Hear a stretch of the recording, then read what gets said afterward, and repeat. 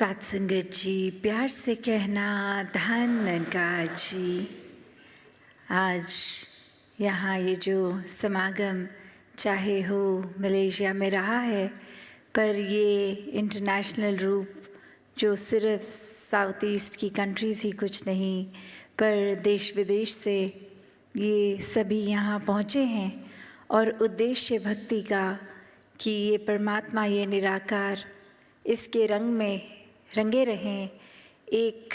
ये यहाँ चाहे वो टूरिस्ट रूप में भी आए हैं तो भी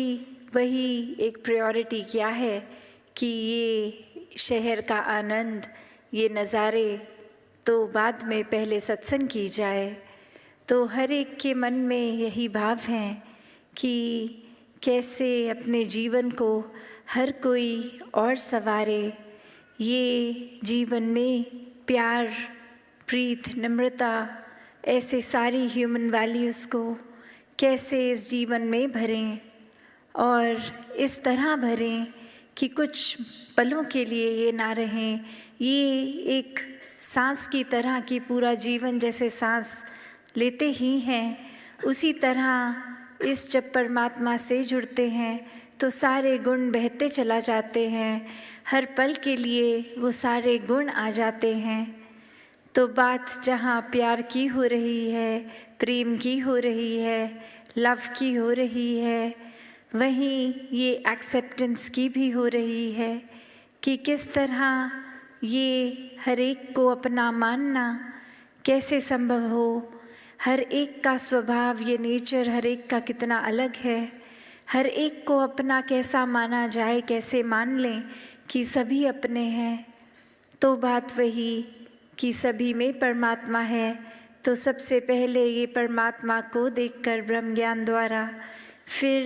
हर एक में परमात्मा खुद ही नज़र आता है। फिर कोई फ़र्क ही नहीं कि कोई ये दोस्त मित्र परिवार से हैं या कोई बेगाने हैं, सभी एक बहुत ही ज़्यादा अच्छे दिखते हैं, सभी अपने दिखते हैं। तो ऐसा प्यार और एक्सेप्टेंस का जीवन जब बन जाता है, ये अपनत्व का जीवन बन जाता है, ये एकत्व का जीवन बन जाता है, तो ये वननेस, ये वर्ल्ड विदाउट वॉल्स की अलग दिखने के बावजूद, अलग कल्चर के बावजूद हर कोई एक दिल से दिल का रिश्ता जोड़ता है। ये ऊपरी दीवारें, ये कारण नफ़रत करने के, सब ये दीवारें टूट जाती हैं। तो कैसे अपने जीवन में ये एक्सेप्टेंस और लाई जाए। तो यहाँ जो बात एक्सेप्टेंस की हो रही है, तो वो भाव एक्सेप्टेंस का क्या कि सिर्फ वही जो हमें मिला है, ये तो एक पहलू हो गया एक्सेप्टेंस का, पर एक पहलू और भी कि उस चीज़ को भी एक्सेप्ट करना है जो नहीं मिला है जीवन में। क्योंकि अक्सर एक चीज़ जब मिल जाती है कोई, उसके साथ वो एक दिमाग खुद ही एडजस्ट करने लगता है कि चलो ये अभी जो है इसके साथ काम चलाते हैं, फिर आगे शायद इससे बेहतर कुछ मिल जाए। तो बात वही आ जाती है कि ऐसे करते करते अगर मेहनत प्रयास के बाद भी अगर एग्ज़ाम्पल किसी ने कोई अपना मटीरियलिस्टिक गोल सेट किया है कि उम्र के इस पड़ाव तक ये डिग्री ले लेनी है, ये काम में इतनी सैलरी होनी चाहिए, और अपने बनाए हुए टाइमलाइन से वो मैच नहीं है, तो एक मन में एक्सेप्टेंस का तब भी भाव अक्सर इसलिए आ जाता है कि चलो अभी जितनी सैलरी मिल रही है उतनी तो मिल रही है, कम से कम आगे और होगा। पर ऐसे करते करते अगर ये इजाफा, ये इंक्रीज़ नहीं होता हमारी मटीरियलिस्टिक वेल्थ में, तो मन बेचैन रहने लगता है। फिर एक मन में खुद के लिए ही वो कंपैरिजन्स औरों से कर कर के एक मन छोटा हो जाता है, एक परेशानी हर समय हम महसूस करने लगते हैं। क्योंकि यहाँ सिर्फ बात वो नहीं कि जो परमात्मा ने दिया उसको एक्सेप्ट करा, पर अक्सर ध्यान वही जो नहीं है हमारे पास, उसको भी जब इंसान एक्सेप्ट कर ले कि कोई बात नहीं, किसी और के पास अगर कोई चीज़ है जो हमारे पास नहीं है, तो ऐसी एक्सेप्टेंस भी, एक स्वभाव की भी एक्सेप्टेंस की कोई बात नहीं, ये अगर कोई गुण मुझे पसंद है सामने वाले इंसान में हो जिनसे हम बात कर रहे हैं, पर उनका नेचर, उनका स्वभाव अलग है, ऐसा गुण उनमें नहीं है, तो भी कोई बात नहीं, ये प्यारे फिर भी है, हर कोई इंसान अच्छा है, क्योंकि हो सकता है वो पर्टिकुलर गुण ना भी हों उनमें, तो ऐसे और कितने गुण होंगे उनमें जो हम में नहीं हैं। तो हर कोई जहाँ एक उस तरह देखा जाए कि अपने अंदर झांके तो हमारे स्वभाव में भी कितनी कमियां हैं, कितने गुण अभी तक जीवन में आए ही नहीं, तो वो पैरामीटर दूसरों को जज करने का कैसे बना लेते हैं। और अक्सर हम फिर बहुत जजमेंटल भी हो जाते हैं एक किसी गुण को लेके कि ये गुण, एक समय में अगर बात कर रहे हैं उस गुण का तो उसको पॉजिटिव गिना देते हैं, और दूसरी सिचुएशन में वही चीज़ को लेके एक उसको नेगेटिव लाइट में, एक गलत की तरह दिखा देते हैं। तो ऐसी ही एक कहानी कि एक इंसान किसी के घर जाता है और बोलता है कि हम ट्रैवल कर रहे थे, आपके घर में आपकी बेटी की भी शादी थी और आपके बेटे की भी शादी थी, तो घर में 2-2 शादियां हम अटेंड नहीं कर पाए, हम ट्रैवल कर रहे थे, तो अब ये कंग्रेचुलेशंस हमारी एक्सेप्ट करें और हमको बताइए कि आपकी बेटी एक अलग घर में गई तो वो एडजस्ट अच्छे से हो गया, वहाँ नया शहर था, और ये घर में भी जब बहू आई है तो घर में भी आपके इस रूप में एडजस्टमेंट हो गई, बच्चे खुश हैं। तो अब वो एक लेडी ऑफ द हाउस बोलने लग गई उनको, गेस्ट को समझाते कि मेरी बेटी तो बहुत ही खुश है, मेरी बेटी को कुछ वहाँ ससुराल में काम नहीं करना पड़ता, वो तो बस आराम ही करती है, जो एक उसके हस्बैंड हैं वो काम पे भी जाते हैं, काम से आके सब घर का खाना भी वो बना देते हैं, वो एक हाउस होल्ड पूरे में हेल्प भी बहुत अच्छी एक उस तरह है, तो मेरी बेटी बस आराम से है, कुछ है नहीं कि एक काम बहुत कुछ घर में करने के लिए, बहुत रिलैक्स मूड में है, बहुत खुश है। और अभी जब वो अपने बेटे के ऊपर बात लेके आ रहे हैं तो यही बात रखते हुए कह रहे हैं, पर मेरा बेटा जब से उसकी शादी हुई है पता नहीं उसको क्या हो गया है, ये मेरी बहू को तो रेस्ट करने को बोल देता है और खुद ही घर के काम सारे कर लेता है और सारा कुछ खुद ही करता है, उसको कुछ करने नहीं देता। तो अब ये सुनने वाला भी एकदम हैरान कि जब यही क्वालिटी एक हस्बैंड में अपनी बेटी के एंगल से आप गिनवा रहे थे तो वो एक बहुत अच्छी क्वालिटी की तरह बता रहे थे कि आपकी बेटी घर में रिलैक्स करती है, पर अब सेम बात आपकी बहू अगर कर रही है तो ये एक्सेप्टेंस कहाँ गई? फिर बात वही कि ये फ़र्क कर दिया बेटी और बहू में, क्योंकि बेटी को अपना माना, बहू को अभी तक अपना नहीं माना। तो बात वही कि अक्सर बहुत अलग अलग एक पहलू होते हैं एक्सेप्टेंस के, और वो अपने आप ही स्वाभाविक हो जाता है एक्सेप्ट करने का, जब ये बेस, ये कॉमन फैक्टर, ये प्यार हो। तो जब तक जीवन में प्रेम नहीं है कुछ भी फिर स्वाभाविक नहीं हो पाता। वो कुछ भी इम्प्लीमेंट करना है तो वो एक प्लान की तरह इम्प्लीमेंट होता है, बहुत नेचुरल फ्लो में नहीं हो पाता। पर जैसे ही जीवन में प्यार आता है वो फिर प्यार अनकंडीशनल लव बन जाता है।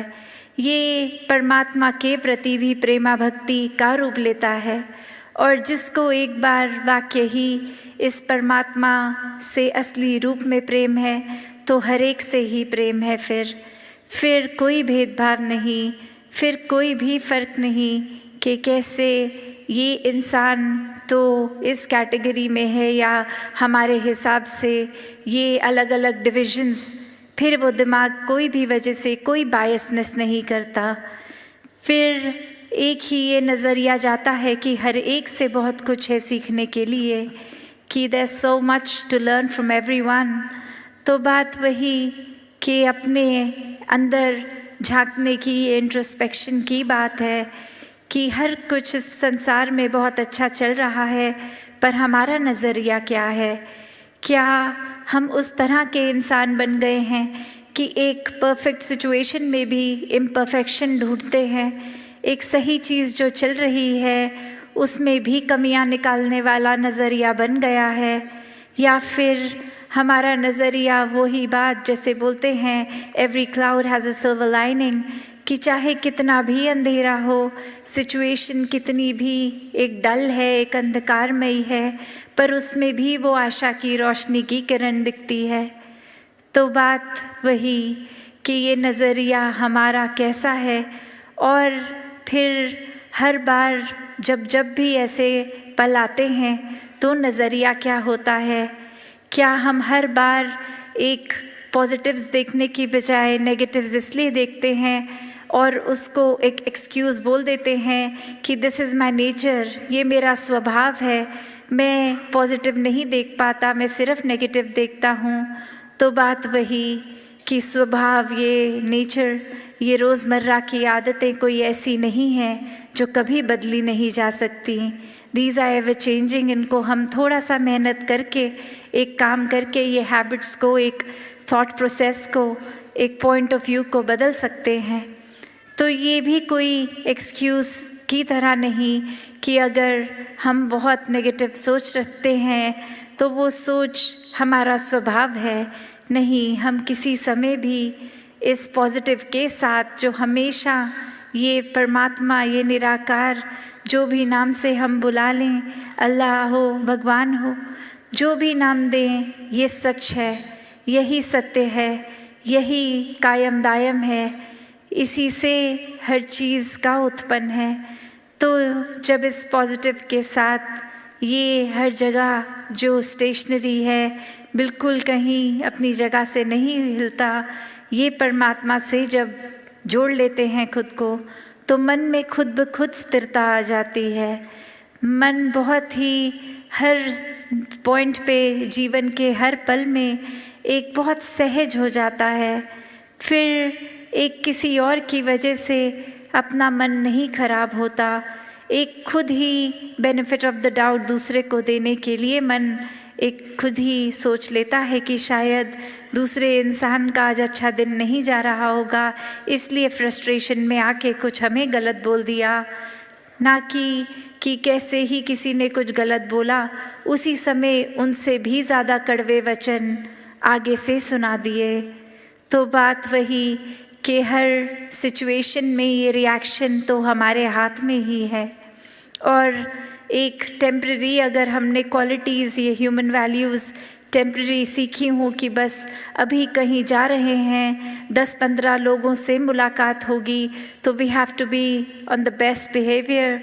तो वो एक छोटे देर के लिए एक अपने आप को अच्छा प्रदर्शित करने के लिए कि और लोग हमें पसंद करें, सिर्फ उस वजह से अच्छाई अगर रखेंगे तो बहुत वो लिमिटेड टाइम के लिए होगी और वो थोड़ी अननेचुरल भी है। तभी अगर कोई ऐसी सिचुएशन आ जाए अचानक जिसमें फिर रिएक्शन टाइम ही नहीं है, तो नेचुरली तो वही निकलेगा जो अंदर है, उसमें फिर हम ऊपरी अच्छाई को मेंटेन भी नहीं कर पाएंगे। तो अगर सच में वाकई ही अंदर से ये अच्छाई है, ये प्यार है, तो फिर एक सडन सिचुएशन में भी वो वैसा ही निकलेगा। जैसे ये शरीर में खून है तो कोई भी हमें पिन चुभती है तो 1 सेकंड में ही वो ब्लड ऊज आउट होता है, वो इसीलिए क्योंकि इस स्किन के अंदर खून है। उसी प्रकार हर तरीके से हर समय ये परमात्मा को हम इस तरह अपने अंदर बसा लें कि ये परमात्मा ही अंदर है, तो कोई भी फिर चाहे बात हो,